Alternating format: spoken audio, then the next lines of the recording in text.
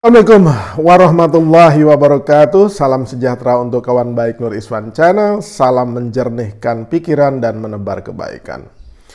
Kawan baik, setiap tahun ajaran baru, orang tua dan para siswa itu pusing tujuh keliling karena selalu menghadapi problem yang sama.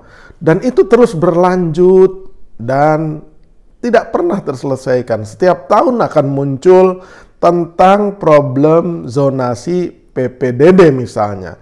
Jadi problem pendidikan itu kadang-kadang tidak diberikan perhatian prioritas oleh pemerintah kita saat ini. Padahal ini menyangkut masa depan, menyangkut hajat hidup orang banyak dan anak-anak kita.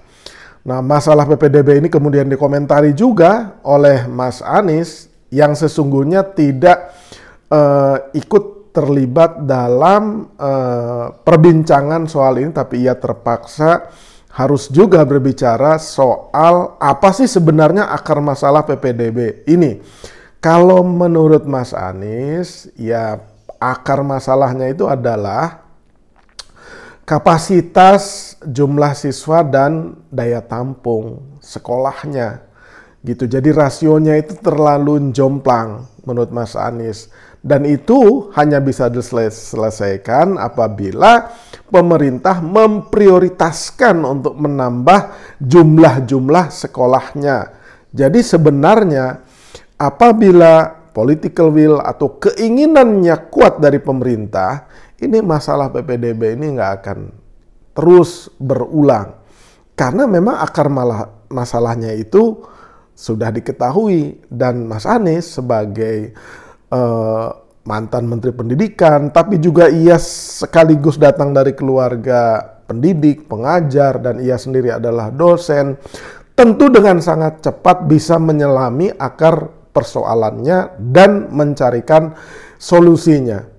Kawan baik semua, ya, benarkah apa yang dikatakan Mas Anies tersebut? Benarkah memang masalah PPDB ini adalah problem akutnya terjadi karena kapasitas dan daya tampung yang jomplang di antara berjenjang? Mas Anies mengatakan bahwa jangan sampai jumlah sekolah itu seperti piramida, ya. Di level terbawah, level SD itu paling banyak, tapi makin ke atas jenjangnya ke SMP, ke SMA malah semakin sedikit. Nah, data ini sepertinya benar adanya. Karena apabila kita lihat data di Biro Pusat Statistik, kemudian di databox katadata.co.id, ternyata jumlah sekolah itu memang jomplang.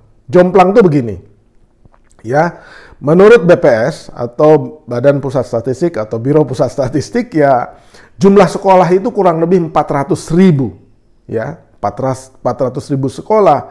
Tetapi yang paling banyak itu kurang lebih, ini datanya, kurang lebih 148.000 itu adalah sekolah dasar. Jumlahnya itu. Jadi paling banyak itu di situ.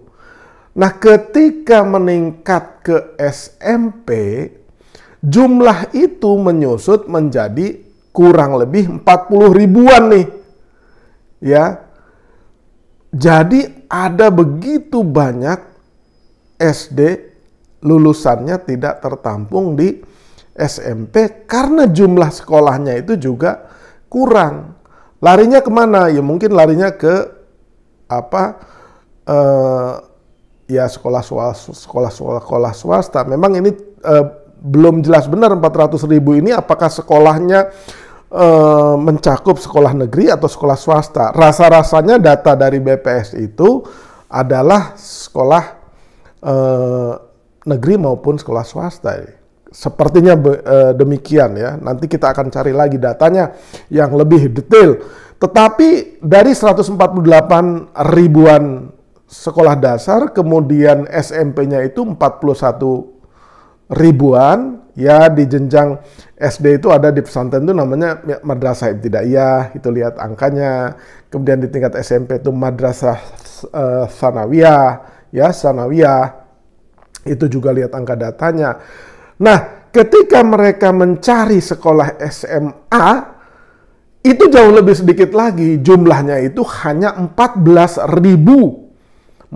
ribuan ya SMA ini.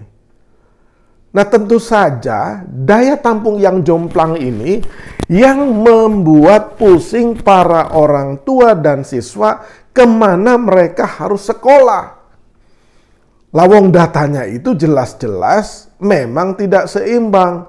Kalau jumlah SD-nya 148.000, mestinya SMP-nya juga 140-an ribu. SMA-nya juga 140-an ribu. Ketimbang membangun infrastruktur yang akhirnya mangkrak, ya, membangun food estate juga yang akhirnya mangkrak. Kenapa dana ini tidak dialokasikan dan tidak diprioritaskan untuk membangun gedung SMP dan SMA? Kalau kata Mas Anies, kenapa sih kalau dulu itu Presiden Soeharto untuk memperbanyak sekolah, itu dia mengeluarkan yang namanya instruksi presiden tuh, Inpres. Ya, termasuk saya itu alumni dari SD Inpres, Karaton 3 di Pandeglang sana. Ya, yang lokasi sekolahnya tidak jauh dari tempat tinggal saya, juga tidak jauh dari SDN yang sebelumnya ada. Tetapi karena jumlah siswa anak sekolah di situ itu yang usianya harus sekolah besar, maka oleh Dinas Pendidikan, oleh Depdiknas di situ tuh diusulkan untuk ditambah, dan Presiden langsung instruksi beserta anggarannya bikin namanya ya SD Inpres itu. Jadi Mas Anies mengangkat kembali kenapa Presiden tidak mengeluarkan Inpres, SMP Inpres, SMA Inpres. Kan belum pernah ada kejadian tuh. Ya, jadi Mas Anies memberikan solusi yang lebih konkret untuk mengatasi masalah zonasi PPDB dan PPDN yang terus-menerus bermasalah, dan itu membuat pusing orang tua. Jutaan orang tua itu pusing setiap tahun gitu. Nah, itulah kenapa akar masalahnya tuh di situ. Jadi memang kalau misalkan guru jadi presiden itu pasti dia akan berpihak ke sektor pendidikan karena itu dunianya gitu.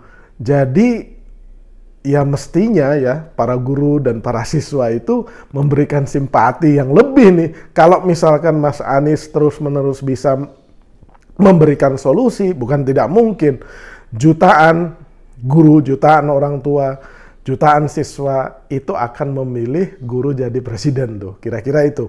Ya, nah berapa sih jumlah guru di Indonesia? Ada data yang berbeda, ya, tapi bedanya sedikit, ya. Tapi kurang lebih jumlah guru di Indonesia itu 3,3 juta. Nah, 3,3 juta ini yang paling besar ada di mana? Ingat tadi jumlah sekolah yang paling besar itu di level SD.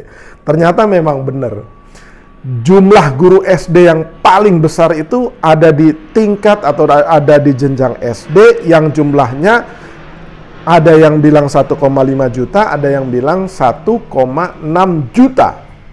Nah, guru SMP-nya berapa? Kurang lebih 700 ribuan. Ya. Guru SMA-nya berapa? Ya lebih turun lagi. Lihat datanya. Jadi karena sekolahnya lebih sedikit di level SMA, maka gurunya juga menjadi lebih sedikit. Nah, ke depan saya kira ya, ini pendidikan ini harus diprioritaskan.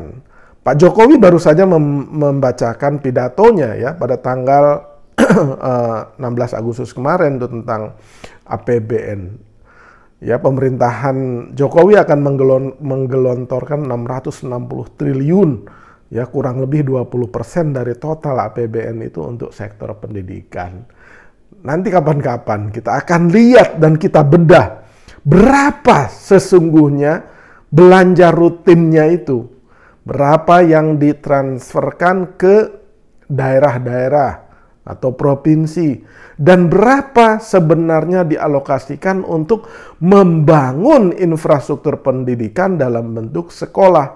Sehingga dalam periode tertentu ya, problem PPDB, problem zonasi, problem ibu-ibu dan para siswa yang selalu pusing itu bisa terpecahkan.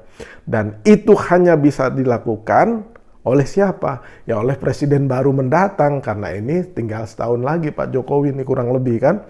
Jadi udah APBN-nya udah disubmit ya kan untuk APBN tahun 2024 mendatang, dan itu hanya bisa dilakukan ketika kawan baik semua, Bapak Ibu, para siswa, para guru, tenaga pendidik, tenaga pengajar itu memilih calon presiden yang memang berpihak kepada Bapak dan Ibu dan mau memikirkan masa depan pendidikan, masa depan orang tua yang punya siswa, dan jauh lebih penting lagi adalah kita harus memilih ya presiden yang memang memikirkan masa depan para siswa itu. Demikian kawan baik, jangan lupa subscribe, like, share, dan komen Nur Iswan Channel. Terima kasih.